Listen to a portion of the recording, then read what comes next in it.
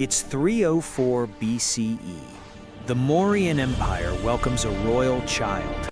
His mother holds him lovingly, and he is given a name that history will never forget: Ashoka. Emperor Bindusara looks at the baby with indifference. He already has a favorite son, Sisima, born from a noble wife and chosen as heir.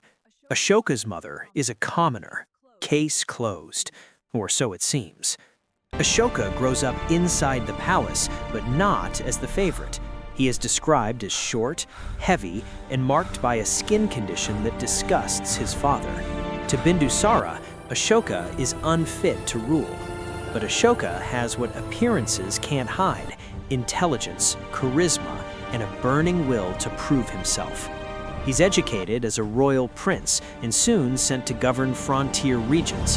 In Ujjain, he proves himself a gifted administrator. In Taxila, facing rebellion, he shows he is a natural military commander. Ministers begin to whisper, "This is the one truly fit to rule." But Bindusara refuses to change his mind. Sisima is still the heir. Then, in 273 BCE, the emperor falls fatally ill. Sisima is away suppressing a rebellion. Ministers, now firmly on Ashoka's side, move quickly. According to legend, they persuade the dying emperor to let Ashoka temporarily govern until Sisima returns. Bindusara dies, and Ashoka becomes emperor. When Sushima finally returns, he is betrayed by ministers, falls into a trap, and dies. Ashoka then eliminates nearly all his brothers, sparing only one he favors to secure the throne. By 268 BCE, Ashoka is crowned emperor and unleashes a reign of terror. He rules with fear. Punishments are brutal. Tales spread of a gruesome hell palace filled with torture devices, from burning pits to iron hooks from which victims never return. Whether legend or truth, the message is clear. Ashoka the Merciless now rules the Mauryan Empire. But history is about to pivot. In 262 BCE, Ashoka sets his sights on Kalinga, a proud, independent state on India's eastern coast. Its people refuse to surrender, and the war that follows is short but catastrophic. Over 100,000 die, cities burn, families vanish. Ashoka walks the battlefield expecting triumph, and instead meets horror. He sees corpses everywhere, grieving families searching through bodies, cries echoing across the field. The smell of death hangs in the air, and for the first time, the conqueror feels crushing remorse. This moment breaks him and remakes him. Ashoka renounces conquest.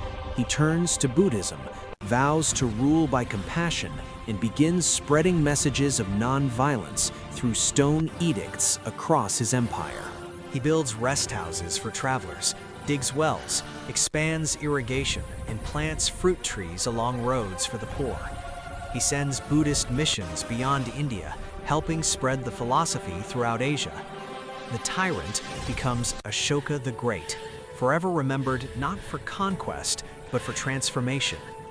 Now, another legend rises: Cyrus the Great.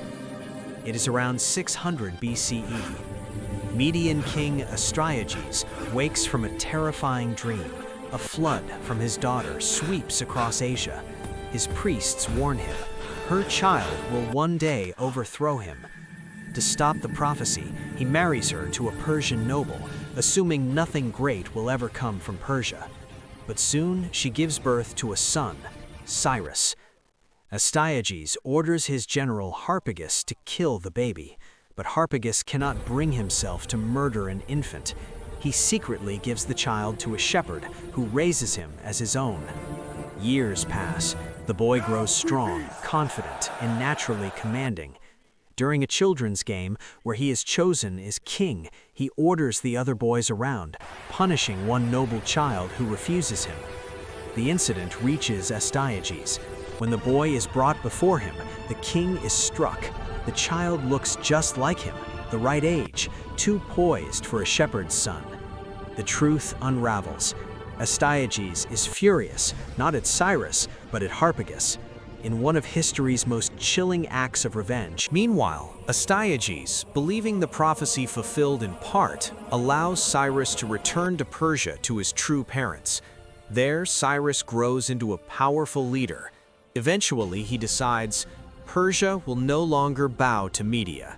He unites scattered Persian tribes through clever leadership, first forcing them to hard labor, then surprising them with a great feast, saying, "Follow me and work like today, free."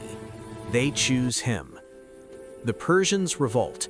On the battlefield, Harpagus defects to Cyrus, turning the Median army against Astyages. The prophecy is fulfilled. Cyrus overthrows his grandfather and founds the Achaemenid, First Persian Empire. Unlike Astyages, Cyrus rules with tolerance and justice. He allows conquered peoples